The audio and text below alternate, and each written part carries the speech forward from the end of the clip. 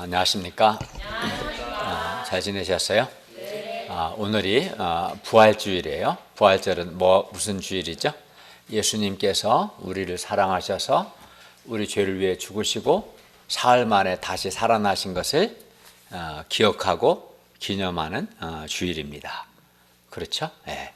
오늘 말씀 제목은 영광스러운 부활입니다. 말씀은 고린도전서 15장 35절에서 58절이고 우리가 15장 58절을 한번 같이 읽겠습니다. 시작. 그러므로 내 사랑하는 형제들아, 결심하며 헛되지 말고 항상 주에 대해 더 힘쓰는 자들이 되라. 이는 너희 수고가 주 안에서 헛되지 않은 줄 알리라. 기도하겠습니다. 오늘 오신 주님, 이 시간 우리의 예배가 성부, 성자, 성령, 삼위 하나님을 기쁘시게 하는 그러한 예배가 되게 하여 주시고 한 주간에 우리의 많은 허물과 죄악을 용서하여 주십시오. 하나님의 말씀으로 우리에게 은혜와 복을 주시되 특별히 부활의 소망을 열망하게 해주시고 주님께 대한 소원을 새롭게 하게 도와주십시오. 예수님의 이름으로 기도하였습니다. 아멘. 우리는 지난 시간에 예수 그리스도께서 죽은 자 가운데서 다시 살아나셔서 부활의 첫 열매가 되셨다는 것, 또 예수님께서 부활의 첫 열매가 되셨기 때문에 예수님께 속한 우리 예수 믿는 우리 신자들도 예수님께서 재림하실 때 부활한다. 예수님이 부활의 첫 열매가 되셨기 때문에 예수 믿는 우리도 예수님이 재림하실 때 부활한다는 것을 배웠습니다. 기억하고 있어요? 네. 예. 이제 그러면 우리가 어떻게 다시 살아납니까? 어떻게 다시 살아나고 또 부활하게 되면 어떠한 몸으로 부활하게 되는가? 그것을 배우고자 합니다. 또 장차 부활할 것을 정말 믿고 소망하는 사람은 현재 어떻게 살아야 하는가 배울 수 있기를 바랍니다. 제1장 죽은 자들이 어떻게 다시 살아나며 어떠한 몸으로 오느냐. 35절에서 49절 말씀입니다. 35절을 보십시오. 누가 묻기를 죽은 자들이 어떻게 다시 살아나며 어떠한 몸으로 오느냐. 이 질문은 두 가지입니다. 볼륨이 너무 크지 않아? 괜찮아요? 첫째는 두 가지인데, 첫째는 죽은 자들이 어떻게 다시 살아나느냐 하는 것이고, 둘째는 죽은 자들이 어떠한 몸으로 다시 살아나느냐 하는 겁니다.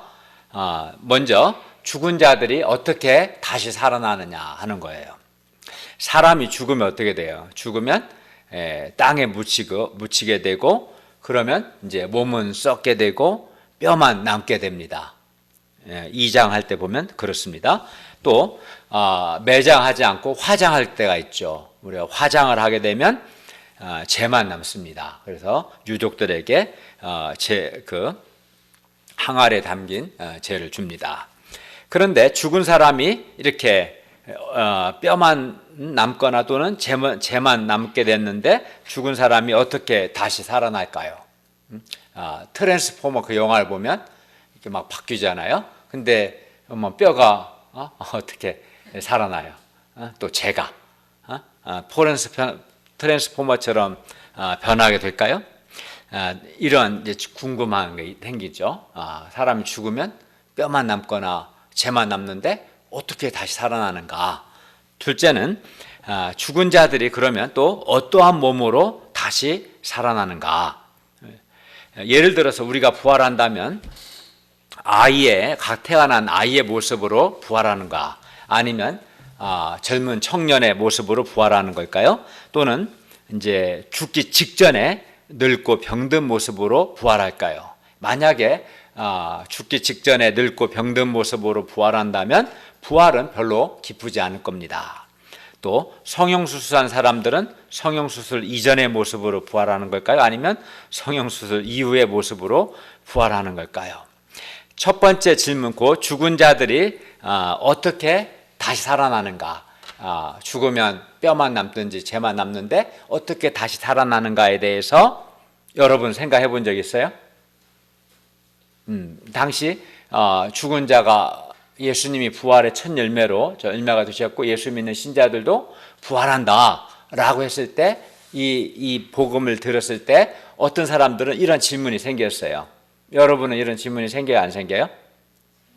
예, 생기지 않는 사람은 믿음이 아주 훌륭하든가 생각 없이 사는 사람입니다. 생각을 해봐요, 여러분도. 죽은 사람이 죽었는데 죽은 사람들이 어떻게 다시 살아나는가? 이 질문에 대해서 사도 바울은 씨앗의 비유를 통해서 씨앗을 예로 들어서 부활의 원리를 설명합니다. 바울은 씨가 죽으면 하나님께서 그 뜻대로 각 종자에게 형체를 주신다. 각 종자, 각 씨에게 몸을 주시는 것처럼 마찬가지로 같은 원리로 하나님께서 우리가 죽으면 그 뜻대로 우리 각 사람에게 부활의 몸을 주신다고 말씀합니다. 즉 씨가 죽으면 씨앗이 땅에 떨어져 죽으면 그걸 끝이 아니죠. 씨앗이 땅에 떨어져 죽으면 부활하죠. 부활하듯이 우리 육체도 죽으면 부활합니다. 씨가 땅에 떨어져 죽으면 다시 살아나듯이 우리도 죽으면 다시 살아납니다. 36절에서 38절을 보십시오. 어리석은 자여 네가 뿌리는 씨가 죽지 않으면 살아나지 못하겠고 또 네가 뿌리는 것은 장래의 형체를 뿌리는 것이 아니요 다만 밀이나 다른 것의 알맹이 즉 씨앗이라는 거죠. 알맹이 뿐이로되 하나님이 그 뜻대로 하나님의 뜻대로 그에게 각 씨에게 형체를 주시되 각 종자에게 그 형체를 주시느니라 라고 말씀합니다. 여기서 형체를 주시되 각 종자의 형체를 주신다고 했는데 형체는 몸을 가리킵니다. 가령 이제 그 코스모스 씨앗이면 코스모스에 해당하는 몸이 있죠. 그 꽃이 있는 것처럼 꽃이 하나의 형체, 몸이라고 할 수 있겠죠. 씨앗의 몸이겠죠. 조금 이따 살펴보겠지만 씨앗은 아주 작고 볼품이 없습니다. 그러나 씨가 죽으면 하나님께서 그 뜻대로 각 종자에게 형체를 주십니다. 즉 몸을 주시는 거예요. 각 씨에게. 예를 들어 코스모스 씨앗에게는 코스모스 꽃이라는 형체, 몸을 주시고 개나리 씨앗에게는 개나리 꽃이라는 형체와 몸을 주십니다. 우리가 뿌린 씨가 죽으면 하나님께서 그 뜻대로 하나님의 뜻대로 각 씨, 각 종자에게 그 형체를 주십니다. 그리하여 죽은 씨가 다시 살아나는 것이죠. 부활하게 되는 겁니다. 그러므로 죽은 씨가 다시 살아나는 것을 보면 씨가 땅에 떨어져 죽으면 하나님이 그 뜻대로 형체를 주셔서 죽은 씨앗이 다시 살아나는 것을 우리가 봅니까? 안 봅니까? 보죠. 이것을 보면 부활이라는 것이 그렇게 낯선 것만은 아니다라는 걸 알 수 있어요. 그러니까 하나님께서 씨앗을 통해서 부활의 원리를 가르쳐 주기 위해서 심어 놓은 거예요. 우리에게. 그 사진을 보세요. 자, 프린트물 봐요. 김이사. 여기 보시면 한번 볼까 우리가? 1페이지 보면 왼쪽에 씨앗이고 오른쪽에 그 씨앗에 해당하는 형체, 몸이죠. 맨 먼저 뭐가 있어요? 개나리죠. 개나리 씨앗 봤죠. 근데 오른쪽에 뭐가 있어요? 개나리 꽃. 이건 이제 씨앗에 해당하는 몸이죠. 그러니까 하나님이 그 왼쪽에 개나리 씨앗에게 하나님의 뜻대로 오른쪽 개나리의 몸, 개나리 형체를 주셨다는 거 알 수 있죠? 또 목련을 볼까요? 왼쪽 그 목련 씨앗은 좀 크네요, 그죠?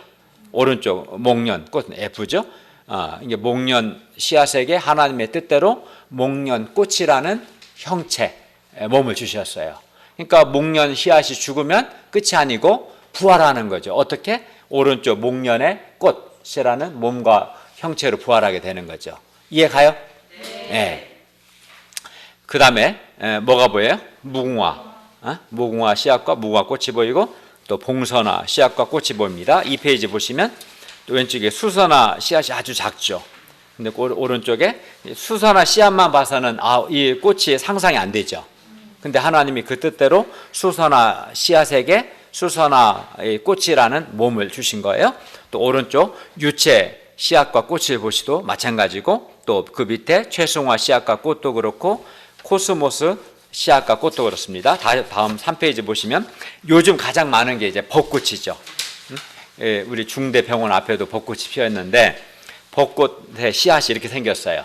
근데 이 벚꽃 씨에게 하나님께서 그 뜻대로 오른쪽 벚꽃이라는 이 아름다운 몸과 형체, 몸, 곧 형체 같은 말이죠.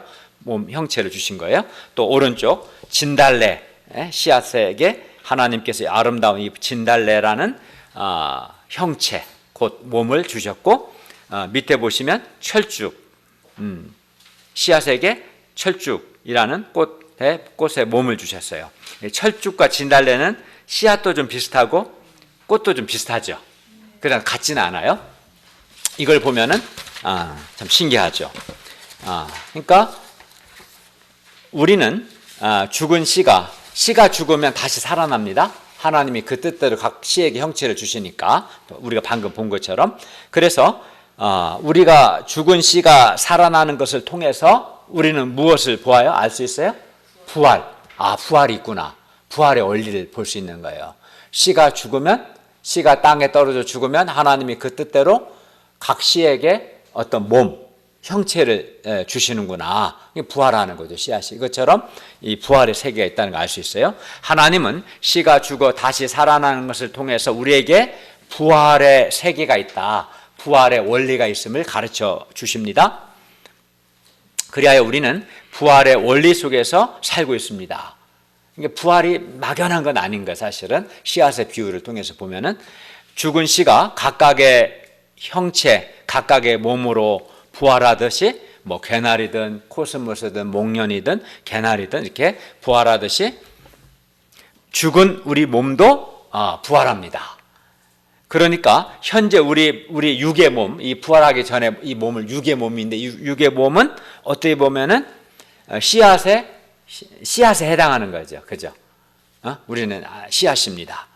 그리하여 우리 씨가 죽으면 하나님이 그 뜻대로 각 씨에게 각각의 형체를 주시는 것처럼, 현재 우리의 육의 몸이 죽으면 하나님께서 그 뜻대로 우리 각 사람에게 부활의 몸을 주십니다. 분명히 부활의 몸이 있고 하나님이 그 뜻대로 각 사람에게 부활의 몸을 주시는 거예요. 우리가 아까 본 것처럼 씨앗이 분명히 있고 각 씨앗에게 하나님이 그 뜻대로 형체를 주시고, 씨앗만 있는 게 아니라 그 씨앗에 해당하는 형체, 몸이 있는 것처럼 현재 우리 몸이, 육신의 몸이 씨앗에 해당한다면 이 씨앗에 해당하는 각각 하나님이 그 뜻대로 주시는 부활의 몸이 분명히 있습니다.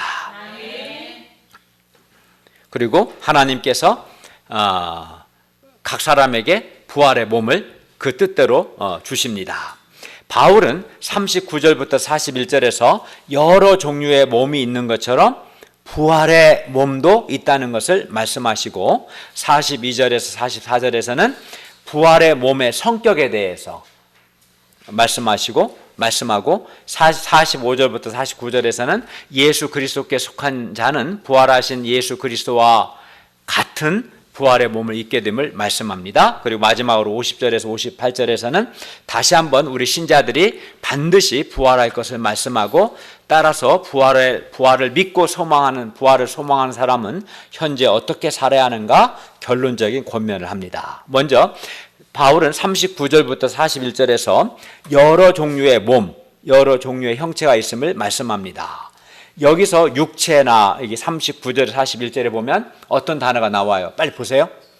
육체, 형체, 몸, 이런 표현이 나오는데, 육체나 형체는 다 몸을 가리키는 표현입니다. 몸은 여러 종류가 있어요. 예를 들어 사람의 몸도 있고, 짐승의 몸도 있고, 하늘에 나는 새의 몸도 있고, 물고기의 몸도 있고, 또 하늘에 속한 형체도 있어요. 하늘에 속한 형체가 뭐가 있어요? 해가 있고 달도 있고 별도 있고요. 땅에 속한 형체는 사람과 짐승, 이게 땅에 속한 거죠.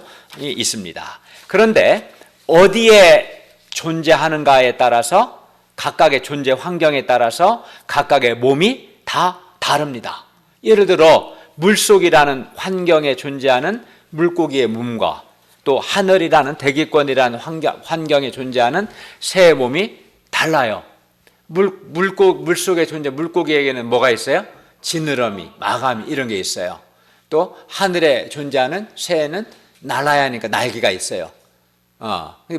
물고기에 뭐 날개가 있다거나 새에 지느러미가 있거나 그러지 않아요. 그렇게 되면 물속이나 하늘에 존재할 수 없게 되는 거예요. 네. 그리고 이제 바울이 이렇게 각각의 존재, 어디에 존재하는 각각의 존재 환경에 따라 여러 종류의 몸이 있음을 왜 말할까? 왜 이야기를 할까요?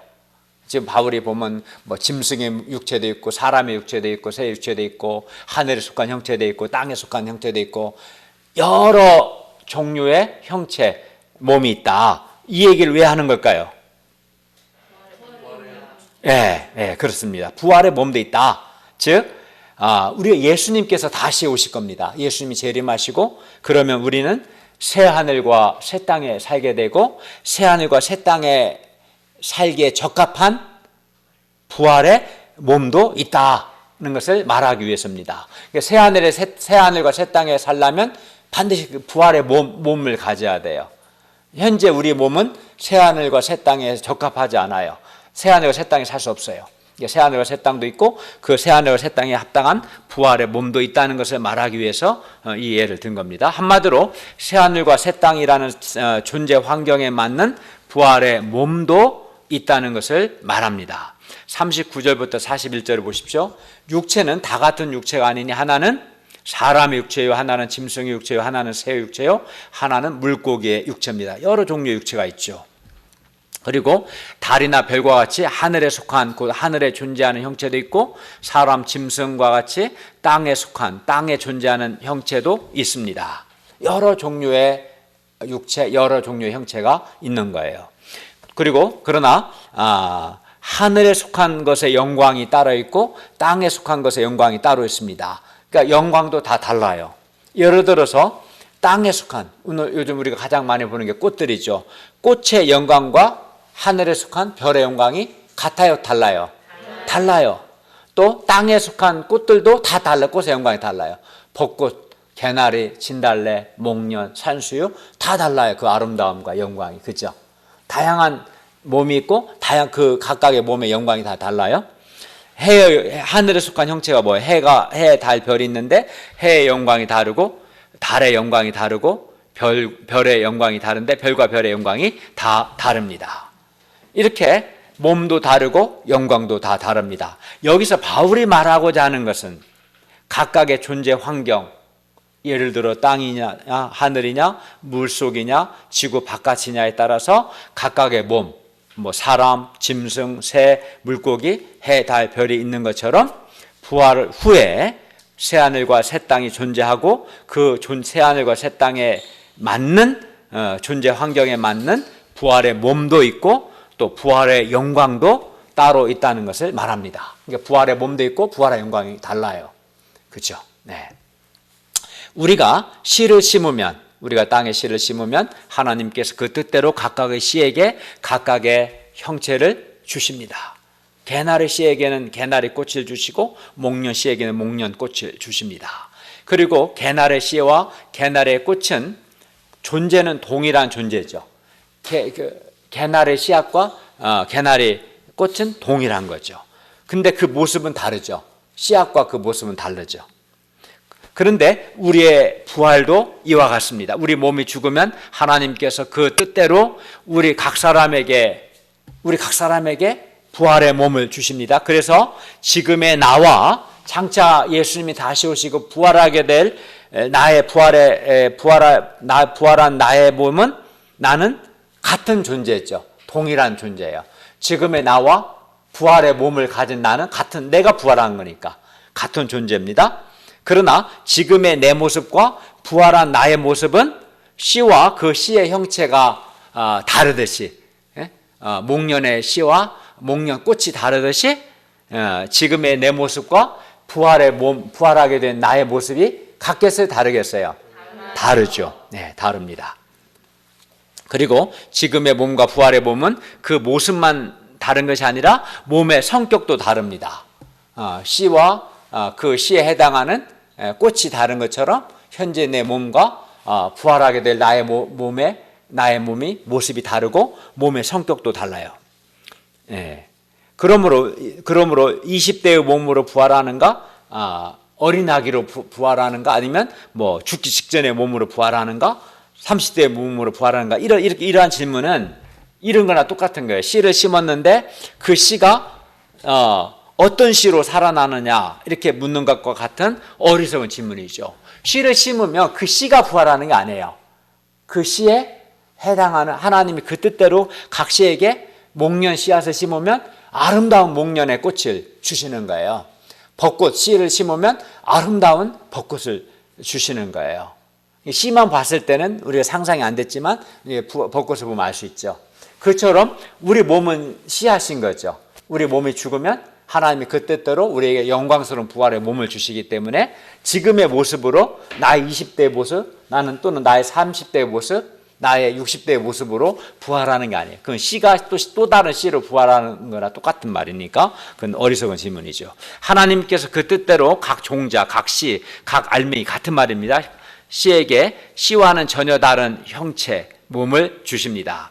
마찬가지로 하나님께서 그 뜻대로 우리 각 사람에게 지금의 내 몸과는 전혀 다른 영광스러운 부활의 몸을 주십니다. 우리가 하나님께서 벚꽃 씨앗에게 벚꽃이라는 몸을 주시는 걸 보면 우리는 뭘 깨달아야 돼요? 부활이 존재하는구나. 그리고 벚꽃 씨는 그렇게 아름답지 않아요. 볼품이 없지만 벚꽃이 얼마나 아름답습니까? 마찬가지로 내 육의 몸, 현재 내 몸이 죽으면 하나님께서 그 뜻대로 나에게 영광스러운 부활의 몸을 주실 것을 우리가 믿을 수 있습니다. 그러면 장차 우리가 부활하게 될 부활의 몸의 성격은 어떠합니까? 부활의 몸은 현재 우리 육의 몸, 여기서 육의 몸이라는 단어는 부활하기 전에 몸을 가리켜서 육의 몸이라고 표현한 거예요. 이 육의 몸과 그 성격이 부활의 몸은 완전히 다릅니다. 42절에서 44절은 장차 우리가 부활하게 될 부활의 몸의 성격에 대해서 말씀합니다. 우리가 지금 장차 부활의 몸의 구체적인 모습을 알 수는 없어요. 어떤 모습으로, 여기 있는 사람 중에 예수님 믿습니까? 예수님을 믿는다면 부활할 겁니다. 근데 여러분이 부활하게 될 모습이 지금 보여요? 안 보이죠. 상상이 안 돼요. 우리 이열구 목사가 어떤 몸으로 부활할 것인가? 모습이 그려지지 않아요. 하나님이 그 뜻대로 영광스러운 부활의 몸을 주시고 그때 우리가 몸을 하긴 하겠지만 현재는 우리가 장차 부활하게 될 몸의 구체적 모습을 알 수는 없습니다. 그러나 어떠한 몸으로 부활하는가? 부활하게 될 몸의 성격은 우리가 알 수 있어요. 42절부터 44절을 보십시오. 죽은 자의 부활도 그와 같으니 썩을 것으로 심고, 지금 우리가 부활하기 전 지금 우리 육의 몸은 썩습니다. 썩을 것으로 심고 썩지 아니할 것으로 다시 살아나며, 부활하게 될 몸은 썩지 않습니다. 이런 식으로 욕된 것으로 심고 영광스러운 것으로 다시 살아나며, 약한 것으로 심고 강한 것으로 다시 살아나며, 육의 몸으로 심고 신령한 몸으로 다시 살아나니 육의 몸이 있은즉 또 영의 몸도 있느니라. 그러니까 현재 우리 육의 몸은 마치 씨앗을 심는 것처럼 심는 거예요. 그러면 하나님이 각 씨에게 그 뜻대로 그 형체를 주시듯이 우리 육의 몸이 심는단 말은 죽는 거죠. 죽으면 하나님이 그 뜻대로 우리에게 각각의 부활의 몸을 주신다는 겁니다. 그런데 여기서 심고 다시 살아나며가 반복되죠. 왜? 아까 본 것처럼 씨앗의 원리와 같아요. 씨앗을 땅에 심으면 죽지만 죽음으로 끝나지 않고 부활하듯이 다시 살아나듯이 우리도 죽으면 다시 살아난다. 그래서 심고 다시 살아난다. 심고 다시 살아난다. 반복해서 말씀한 겁니다. 따라서 우리의 부활은 씨의 원리와 같아요. 그러니까 부활이 이상한 게 아닌 거예요, 사실은. 하나님 우리에게 부활을 믿고 소망하도록 씨앗을 통해서 이 부활의 원리를 가르쳐 주신 거예요. 우리가 육의 몸을 심으면, 이 육의 몸은 이제 부활하기 전에 몸을 심는데 부활의 몸은 다시 살아납니다. 이 본문에서 신령한 몸, 영의 몸은 부활의 몸을 가리키는 거예요. 육의 몸은 부활하기 이전의 몸을 가리키고, 예. 그리고 부활하기 전에 몸과 부활한 후의 몸은 아주 대조적입니다. 부활하기 전인 현재 우리 몸, 부활하기 전 지금 육의 몸은 어떻습니까? 오늘 42절, 44절 보니까 첫째 특징이 뭐예요? 썩죠. 다음에 욕되고, 다음에 약한. 그 몸을 이제 육의 몸이라고 한 거죠. 그래서 현재 우리 몸은 첫째 썩죠. 다 썩습니다. 우리의 외모는 시간이 지나면 늙고 쭈글쭈글해지다가 결국은 죽고 썩 없어지게 됩니다. 노화를 경험하게 돼요, 몸이. 네. 젊었을 때는 몸짱 얼짱이었던 사람들의 몸도 결국은 썩고, 아무리 머리가 좋고 아무리 능력 많은 사람들의 몸이라도 그 사람도 썩습니다. 여기 예외가 없어요. 육의 몸은 반드시 썩습니다. 시간이 지나면서 노화를 경험하고 썩습니다. 그리고 우리 몸이 썩는다는 이 사실을 여러분이 조금만 잠깐이라도 진지하게 생각해 보면 정말 슬프고 허무합니다. 나이 먹을수록 이제 몸은 약해지거든요. 허무합니다. 죽습니다. 다음으로 우리의 몸은 욕됩니다. 여기서 욕되다는 것은 죄악되다는 뜻입니다. 이는 우리 몸이 죄의 도구가 되어버렸기 때문입니다. 우리는 자주 반복해서 죄에 넘어집니다. 그 죄에 넘어진 우리 몸은 욕됩니다. 우리 마음은 윤동주의 서시처럼 거룩하고 순결한 삶을 살고 싶으나 우리는 연약해서 반복하여 죄에 넘어집니다. 이러한 우리 자신을 바라볼 때 우리는 우리 몸이 욕되다라는 것을 인정하지 않을 수 없습니다. 우리 몸이 욕되지 않다면 얼마나 좋겠어요. 그러나 안타깝게도 현재 우리 몸, 현재 이 육의 몸은 욕됩니다.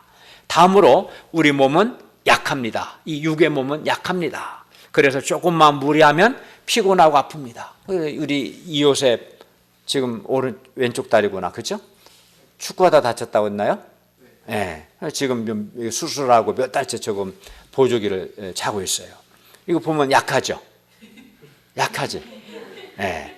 몸으로 경험하고 있어요. 굳이 안 경험해도 되는데. 네. 그래서 이렇게 우리가 약하기 때문에 조금만 무리하면 피곤하고 아프고 다칩니다. 아주 작은 감기 바이러스만 침투해도 알아 누워야 합니다. 코로나19에 감염하면 죽을 수도 있습니다. 아니면 코로나19에 감염되면 경우에 따라서는 엄청난 고통도 있다고 합니다. 철판이 막 가슴 내리친다는 경험을 한 사람도 있다고 합니다. 또 작은, 아주 눈에 보이지 않는 그 작은 암세포 하나 때문에 암에 걸려서 생명을 잃기도 합니다. 우리 몸은 이렇게 약합니다. 약합니다. 자랑할 것이 아닙니다. 까불면 안 돼요. 하나님 앞에 겸손해. 약합니다. 우리는 나이를 먹으면 먹을수록 우리 몸이 썩는다는 것, 노화를 경험한다는 것과 각종 질병을 통해서 우리 몸이 약하다는 것을 우리는 정말 깊이 경험합니다. 그리고 우리 몸이 썩고 욕되고 약하다는 것을 깊이 경험하면 경험할수록 우리는 썩지 않고 영광스럽고 강한 부활의 몸을 더욱 소망하게 되는 겁니다. 우리는 또 우리 몸은 또 육의 몸입니다. 여기서 육의 몸은 부활하기 전 지금의 몸을 가리키는데 우리 지금 육의 몸, 부활하기 전 육의 몸은 몸 안에 죄의 소욕과 욕망이 있습니다. 그런데 육의 몸이 이런 육의 몸이 신령한 몸으로 다시 살아납니다. 여기서 신령한 몸, 영의 몸은 부활의 몸을 가리키고, 이 신령한 몸, 부활의 몸, 영의 몸은 죄의 소욕이 전혀 없고 성령 하나님의 완전한 지배를 받는 성령 충만한 몸입니다. 신령한 몸은 성령 충만한 몸입니다. 그래서 신령한 몸은 당연히 죄를 경험하지 않습니다. 죄를 짓지 않습니다. 그러니 지금과 같은 죄와 싸우는 부단한 영적 싸움을 싸울 필요가 전혀 없습니다. 이렇게 우리 몸은, 우리 육의 몸, 부활하기 전 지금의 몸은 근본적으로 썩고 욕되고 약한 또 육의 몸입니다. 그러나 이러한 썩는 몸이 썩지 않는 몸으로 다시 살아나며, 또 욕된 몸이 영광스러운 몸으로 다시 살아나며, 약한 몸이 강한 몸으로 다시 살고, 육의 몸이 신령한 몸, 영의 몸, 같은 말이죠. 성령의 완전한 지배를 받는 성령 충만한 몸으로 다시 살아납니다. 이게 부활하게 될 몸의 성격이에요. 그러니까 부활하게 된 우리 모습을 우리가 알 수는 없지만 이사라 목자님이 키가 몇 센치 어떻게 생기는 거 알 수 없어요. 멋지다는 건 분명할 텐데, 그러나 그 몸의 성격, 그 부활하게 된 그 몸은 썩지 않습니다. 그 몸은 욕되지 않습니다. 그 몸은 약하지 않습니다. 강하고 신령한 성령 충만한 몸이 될 겁니다. 그건 우리가 알 수 있겠죠. 우리가 부활하게 될 몸의 구체적인 모습은 알 수 없으나 부활의 몸의 성격은 이렇게 알 수 있습니다.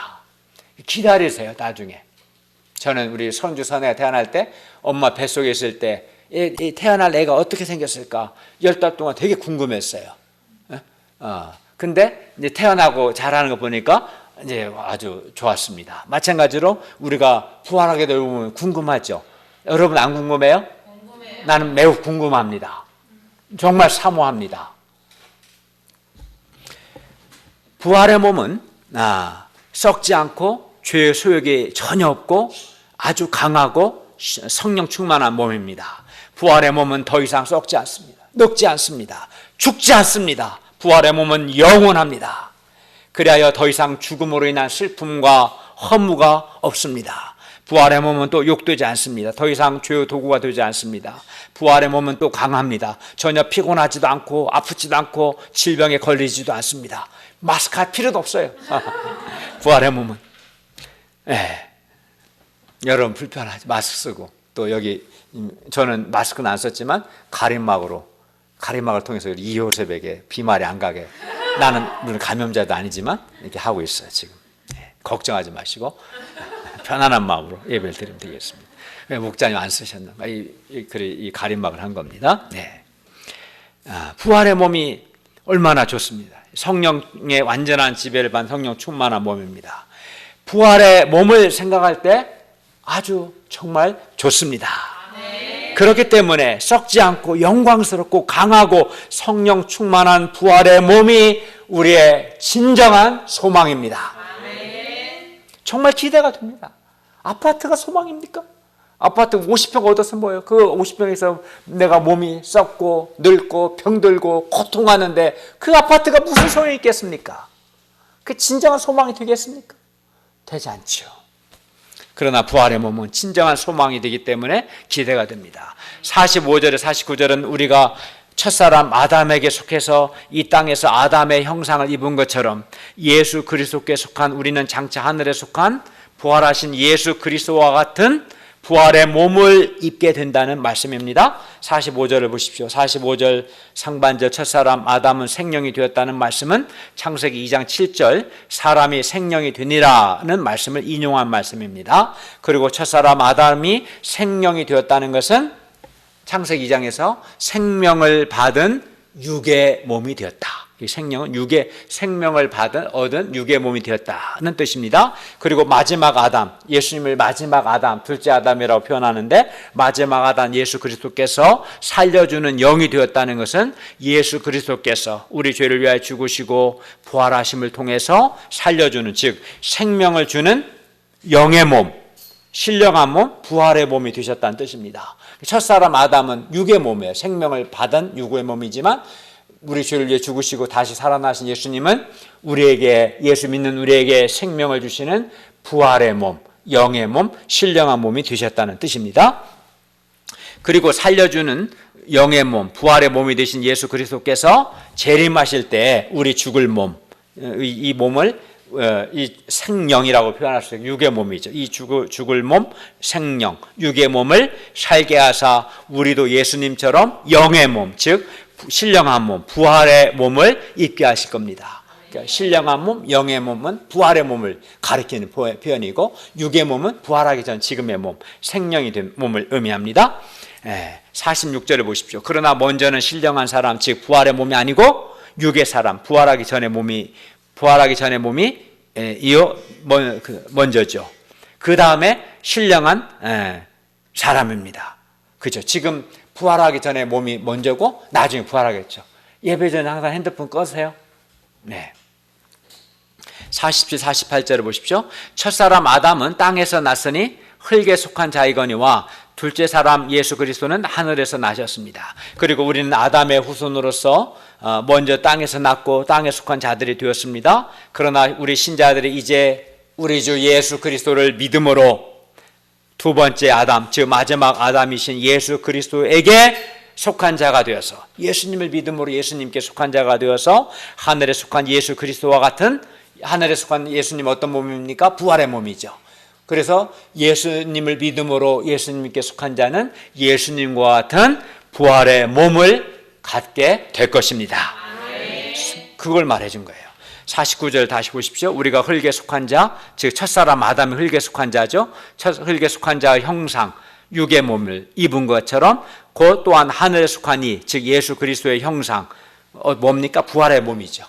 우리가 예수님의 형상, 부활의 몸을 입게 될 겁니다. 즉 예수님과 같은 부활의 몸을 우리가 입게 될 겁니다. 우리에게 예수 그리스도 안에서 썩지 않고 영광스럽고 강하고 또 죄의 소욕이 없는 부활의 몸을 주시는 하나님께 감사와 찬송을 드립니다. 만약에 주님께서 여러분의 꿈에 아니면 환상 중에 나타나셔서 내가 너에게 무엇을 줄까? 너 한 가지만 딱 구하라. 뭘 구하겠어요? 네? 부활의 몸을 구해야죠. 많은 돈을 구할까요? 김이삭 한 1,000억 정도 주세요. 받을 수 있겠죠. 1,000억으로 할 수 있는 게 너무 많을 겁니다. 그러나 문제는 그 사람의 몸은 썩고 약하고 욕됩니다. 죽고 죽음과 함께 모든 게 다 사라져요. 그렇기 때문에 그 1,000억 원이 진정한 소망이 되지를 못하는 거예요. 사실은 1,000억 받고 그 다음날 죽을 수도 있는 것이고, 그래서 진정한 소망은 아닌 거죠. 네. 썩지 않고 영광스럽고 강하고 성령 충만한 부활의 몸보다 세상에 더 좋은 것은 결코 없습니다. 여러분 생각해 보세요. 한번 찾아보세요. 세상에 그 어떤 것도 영광스러운 썩지 않고 영광스럽고 강한 이 부활의 몸보다 더 좋은 것은 세상에 없습니다. 우리에게 부활의 몸이라는 가장 좋은 것을 주시는 하나님께 감사를 드립니다. 제2장 항상 주의 일에 더욱 힘쓰는 자들이 되라. 50절에서 58절 말씀입니다. 50절을 보십시오. 50절 보세요. 혈과 육, 지금 우리 육의 몸을 가리킵니다. 부활하기 전의 몸을 혈과 육이라고도 표현하고 육의 몸이라고 했어요. 이 혈과 육, 육의 몸은 하나님 나라, 즉 새하늘과 새 땅을 이어받을 수 없고 또 썩는 것은 썩지 아니하는 것을 유업으로 받지 못합니다. 아까 물고기가 물속에 살려면 지느러미가 있어야 돼요. 근데 새가 물속에 살 수 없는 것처럼 이 혈과 육은 하나님 나라, 새하늘과 새 땅을 유업으로 받을 수 없다, 그런 의미입니다. 우리 신자들이 세상에서는 혈과 육의 몸을 입고 살지만 썩을 수밖에 없는 이 혈과 육의 몸으로는 썩지 않는 하나님 나라를 유업으로 받을 수 없습니다. 그러므로 우리가 하나님 나라, 즉 새하늘과 새 땅을 유업으로 받기 위해서는 우리가 반드시 썩지 않고 죽지 않는 신령한 몸, 즉 부활의 몸으로 변화되어야 합니다. 부활의 몸으로 변화되지 않는 사람은 새하늘과 새 땅에 들어갈 수 없습니다. 새하늘에 새 땅에 들어가지 않으면 어디 가겠어요? 불과 유황이 타는 불못에 던져질 겁니다. 그리고 영원토록 거기서 고통할 겁니다. 그러면 언제 우리가 부활의 몸으로 변화됩니까? 언제 그 일이 일어납니까? 언제 우리의 몸이 썩지 않고 죽지 않는 부활의 몸으로 변화됩니까? 51절에서 53절을 다 같이 한번 읽어볼까요? 시작. 보라, 내가 너에게 비밀을 말하노니 우리가 다 잠잘 것이 아니요 마지막 나팔의 순식간에 그들이 다 변화되니 나팔 소리가 나매 죽은 자들이 썩지 아니할 것으로 다시 살아나고 우리도 변화되리라. 이 썩을 것이 반드시 썩지 아니할 것을 입겠고 이 죽을 것이 죽지 아니함을 입으리로다. 때가 되면 예수 그리스도께서 큰 권능과 영광으로 반드시 다시 오실 것이고 그날 우리가 다 잠잘 것이 아니요 마지막 나팔 소리에 순식간에 눈 깜짝할 사이에 호련히 죽은 자들이 썩지 아니할 것으로 다시 살아나고 우리도 썩지 않고 영광스럽고 강한 신령한 몸으로 변화됩니다. 예수님이 다시 오실 때 나팔 소리와 함께 순식간에 우리가 부활의 몸으로 변화될 겁니다. 그렇기 때문에 이날은 우리 신자들에게는 최고의 순간이요, 가장 영광스러운 순간이 될 것입니다. 우리가 썩지 않고 강하고 영광스러운 몸으로 순식간에 변화됩니다. 생각해 보세요. 생각만 해도 좋습니다. 아주 즐겁습니다. 우리 주 예수님이 다시 오실 때 순식간에 썩지 않고 강하고 영광스러운 몸으로 부활하게 될 겁니다. 그러나 사람은 둘 중 하나입니다. 예수님을 믿고 부활의 소망 가운데 살거나 예수님을 믿지 않고 부활을 믿지 않고 부활의 소망 없이 이 보이는 세상이 전부라고 믿고 살던 것 둘 중 하나인데, 생각해 보십시오. 부활이 없다고 하고 부활이 있긴 부활이 있어, 부활이 없다고 하며 불신자의 삶을 산 사람들은 어떻게 될까요? 어떻게 되겠습니까? 예수님께서 다시 오실 때 부활을 믿지 않은 사람들은 그날 불과 유황의 불못에 던져져서 영원한 심판을 받게 될 것입니다. 예수님께 속한 우리는 결코 죽음으로 허무하게 끝나지 않습니다. 예수님이 다시 오실 때 완전히 이제 달라지는 거예요. 완전히. 마지막 나팔에 썩지 않고 영광스럽고 강하고 신령한 몸으로 우리가 순식간에 변화될 것입니다. 그리고 우리는 이 엄청난 비밀을 가진 사람들입니다. 이것이 예수 믿는 신자들이 가지고 있는 비밀입니다. 불신자들은 이 비밀이 없어요. 예수께서 다시 오신다는 것도 모르고 예수님이 다시 오실 때 순식간에 영광스러운 몸으로 신자들이 부활해서 새하늘과 새 땅에서 주님과 함께 기쁨과 영원한 복락을 누린다는 걸 몰라요. 그 비밀이 없어요. 반면에 예수 믿지 않는 자들은 너 부활해요. 왜? 심판을 받기 위해서. 새하늘과 새 땅이 아니라 불못에 던져서도 영원토록 고통한다는 것을 몰라요. 그러나 우리에는 이 비밀이 있습니다. 그리하여 이 영광스러운 부활에 대한 이 비밀을 가진 사람은 이 비밀이 있기 때문에 세상 것을 부러워하지 않고 기쁨과 감사로 항상 주의 일에 더욱 힘쓰는 삶을 삽니다. 정말 이 비밀을 가진 사람은 세상 것을 부러워하지 않습니다. 더 좋은 것을 가진 사람은 후진 것을 부러워하지 않습니다. 후진 것을 부러워하는 사람은 그것밖에 없어서 그런 거예요. 그러면 여러분에게도 이 비밀이 있습니까? 예수님이 다시 오실 때 영광스러운 몸으로 순식간에 우리가 변화될 이 비밀이 있습니까? 예, 저에게는 이 비밀이 있습니다. 지금은 비록 썩는 몸이지만 장차 썩지 않는 몸으로 다시 살아나고, 또 지금은 육의 몸이지만 장차 영광스러운 몸으로 다시 살아나고, 지금은 약한 몸이지만 장차 강한 몸으로 다시 살아나고, 지금은 죄의 소욕이 있는 육의 몸이지만 장차 성령 충만한 신령한 몸으로 다시 살아날 이 비밀을 가졌습니다. 그리고 저에게 이 비밀이 있기 때문에 눈에 보이는 세상 것들을 부러워하지 않고 기쁨과 감사로 하나님을 섬길 수 있는 겁니다. 하나님께서 우리를 결코 실망시키지 않으실 겁니다. 그래서 부활의 소망에 대한 이 비밀을 가진 사람들의 삶은 밝고 생명력 있고 기쁨이 있습니다. 부활의 비밀이 있기 때문에 그렇습니다. 그래야 어떤 상황에서도 좌절이나 절망이 없습니다. 오히려 항상 소망이 넘칩니다. 반면 부활의 소망이 없고 이 부활의 비밀을 모르는 사람들은 눈에 보이는 세상이 전부이기 때문에 보이는 것에 집착할 수밖에 없고 물질의 노예가 되어서 서로 다투고 세속적인 삶을 살다가 죽음 앞에서 그때 깊이 절망하게 될 겁니다. 그러나 우리에게는 영광스러운 부활의 소망에 대한 비밀이 있다는 것이 얼마나 감사합니까? 54절을 보십시오. 이 썩을 것이 썩지 아니함을 입고 이 죽을 것이 죽지 아니함을 입을 때에는 사망을 삼키고 이기리라고 기록된 말씀이 이루어집니다. 그 사망을 이깁니다. 이에 바울은 감격하여 외치고 있습니다. 55, 56절 다 한번 읽어볼까요? 감격절 한번 읽어봅시다. 시작. 사망아, 너를 예수님과 어디있냐? 사망아, 내가 쏘는 것이 어디 있느냐. 사망이 쏘는 것은 죄요, 죄의 본능은 율법이라. 예, 지금까지 사망은 우리에게 죄라는 화살을 쏘았고 사망에 쏘는 죄의 화살을 맞은 우리는 다 죽었고 지금도 죽어가고 있습니다. 사망의 능력은 죄에서 나오고 율법에 기초합니다. 사망이 왕노릇하게 된 것은 죄 때문이고 죄의 정죄는 율법에 근거합니다. 사망을 의인화시켜서 표현한 거예요. 사망을 의인화시켜서 사망에 쏘는 죄의 화살을 맞은 사람 다 죽는다. 왜? 죄의 삭은 사망이기 때문에 그렇습니다.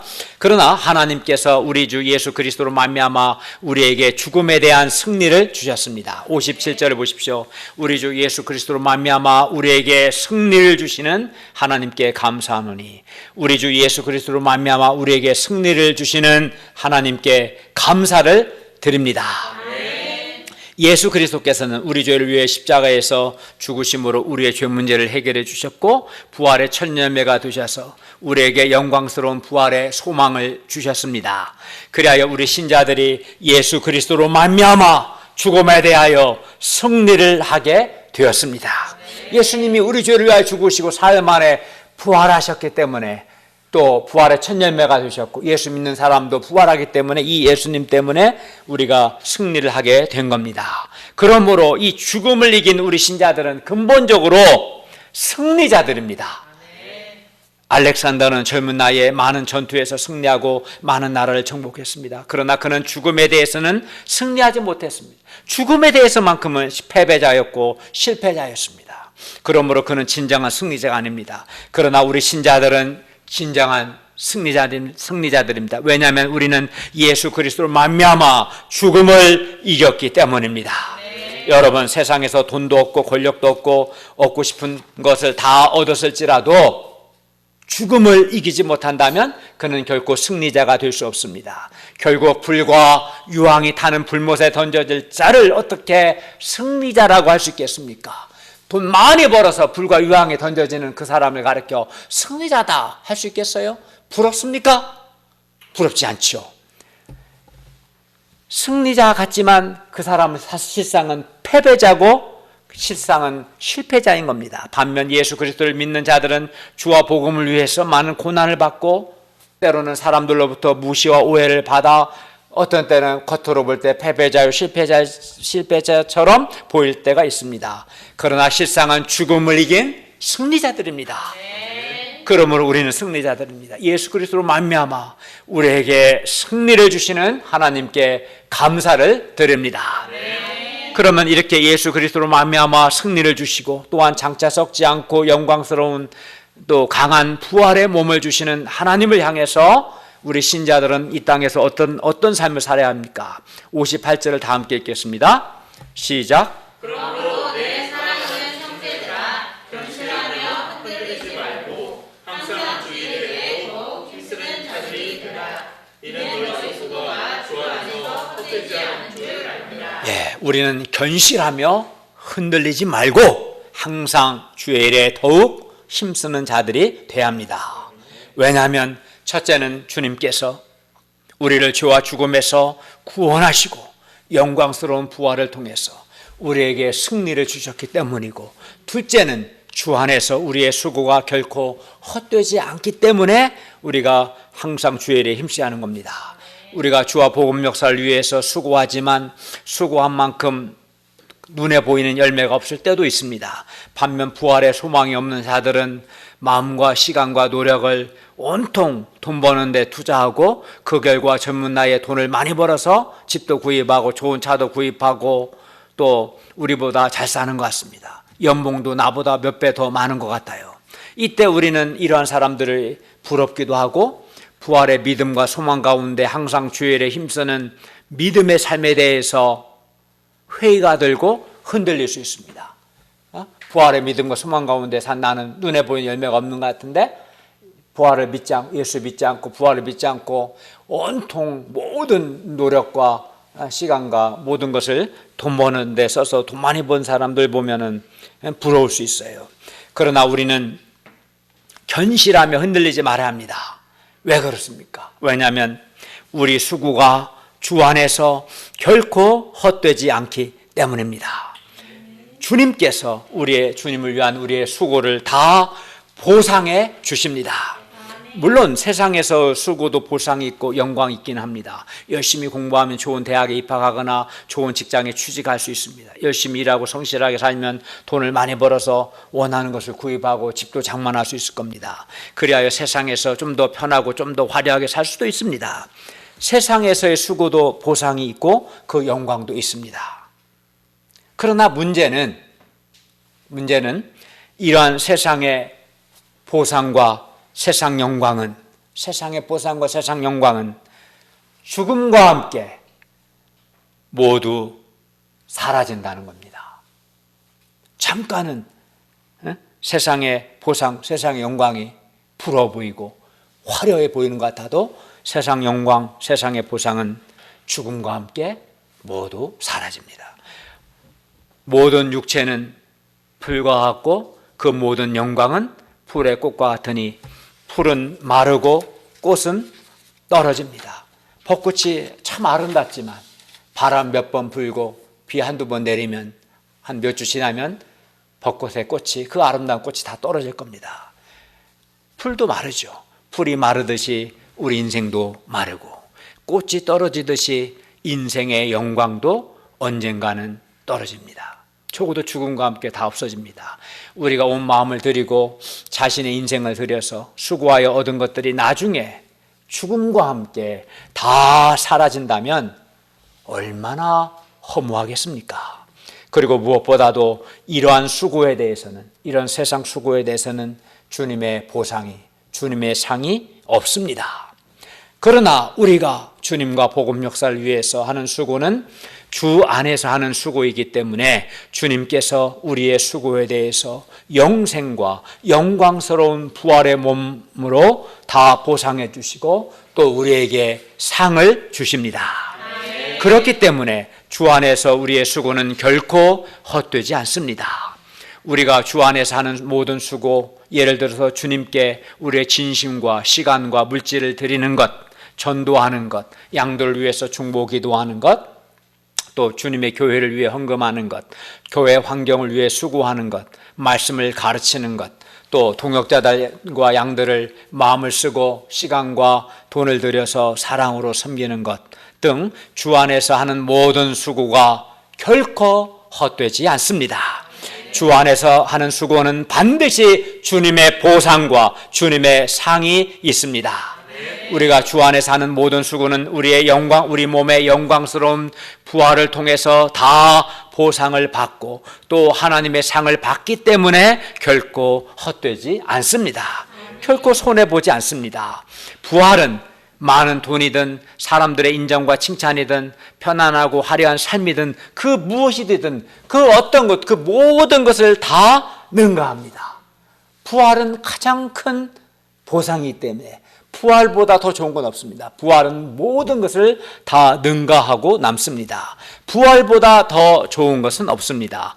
부활은 최고의 보상입니다. 그러므로 우리는 견실하며 흔들리지 말고 항상 주의 일에 더욱 힘쓰는 자가 되기를 기도합니다. 우리의 수고에 대해서 주님께서 영광스러운 몸의 부활을 통해서 보상해 주시고 상을 주시기 때문에 흔들리지 않고 주의 일에 힘쓰기를 바랍니다. 그러나 어떤 사람은 자기 일에는 힘쓰는데 주님의 일에는 별로 힘을 쓰지 않습니다. 자기 일을 위해서는 마음과 시간과 돈을 쏟아붓는데 주님의 일을 위해서는 헌신하지 않습니다. 아주 인색합니다. 크리스찬이라고 하면서도 주의 일에 힘쓰지 않는다면 그 사람은 아주 잘못된 사람입니다. 하나님의 보상을 바라지 않는 사람입니다. 부활의 믿음과 부활의 소망이 없기 때문에 그렇습니다. 예수님을 헛되이 믿는 겁니다. 무엇보다 그런 사람은 풀이 마르듯 인생이 마르고 꽃이 떨어지듯 인생의 영광이 떨어질 때 그 사람의 인생에 남는 것이 하나도 없을 겁니다. 정말 허무한 인생이고 슬픈 인생이고 비극적인 인생입니다. 언젠가는 늙고 죽고 주님 앞에 섰을 때 영광스러운 몸의 부활을 통해서 내 수고를 보상받고 주님의 상이 있어야 하는데 주님을 위해 살지 않은 사람은 인생에 남는 것이 하나도 없어요. 죽음과 함께 모든 것이 사라집니다. 주님의 일에 힘쓰는 삶만이 영원한 가치가 있고 열매가 있습니다. 무엇보다 하나님의 보상이 있습니다. 그러면 여러분은 지금 자기 일에 힘씁니까? 아니면 주님의 일에 힘씁니까? 자기 마음과 시간과 재능과 돈을 주로 어디에다가 쓰는가를 보면 그 사람이 자기 일에 힘쓰는가 아니면 주님의 일에 힘쓰는가 알 수 있습니다. 그리하여 그 사람이 진짜 부활의 믿음과 소망이 있는 사람인가를 알 수 있습니다. 우리 수고가 주 안에서 헛되지 않으므로 우리가 가끔이 아니라 항상 주의 일에 더욱 힘쓰는 자가 되기를 기도합니다. 결론입니다. 우리 몸의 영광스러운 부활은 우리가 이 땅에서 주님과 복음 역사를 위해 수고하고 헌신한 우리의 모든 삶을 다 보상해 주고도 남습니다.